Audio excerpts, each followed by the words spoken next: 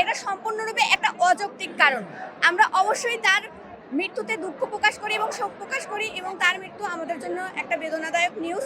কিন্তু ব্যাপার হলো, আমি যতটুকু শুনেছি তার যেহেতু জানাজা, দাফন কাফন ইত্যাদি কার্যক্রম কালকে সম্পন্ন হবে, আর আমাদের যোগসু কিন্তু আজকে হওয়ার কথা ছিল অনেক আগে থেকে। দূর দূরান্ত থেকে আমার ভাই বোনরা, কেউ সাভার, কেউ নরসিংদী, আরো দূর দূরান্ত থেকে সবাই ভোট দেওয়ার জন্য এই শীতের সকালে চলে আসছে, কিন্তু উপাচার্য তালবাহানা করে নির্বাচন বন্ধ করে দেওয়া।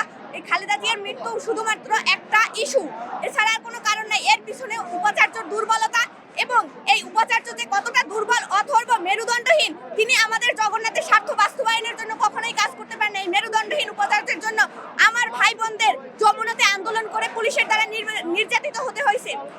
আমার কথা হলো, উপাচার্য থাকা সত্ত্বেও কেন আমার ভাই বোনদের যমুনাতে নির্যাতিত হতে হলো? আজকে আবার এই অথর্ব উপাচার্য যোগসু বন্ধ করার সিদ্ধান্ত নেয়, পায়তারা করতেছে। যোগসু আমাদের প্রাণের দাবি। যোগসু কখনোই উপাচার্য টালবাহানা করে বন্ধ করতে পারবে না। যতক্ষণ না অবধি আমরা ভোট দিতে না পারবো, ততক্ষণ অবধি আমরা ক্যাম্পাস কিছুতেই ত্যাগ করবো না, এবং কোনো কাহিনী করে যোগসু বন্ধ করা যাবে না। এই অথর্ব উপাচার্যের পদত্যাগ চাই। আজকের মতো একটা দিনে এরকম একটা ন্যাক্কারজনক ঘটনা সে ঘটায়, যোগসু বন্ধ করার পায়তারা করে।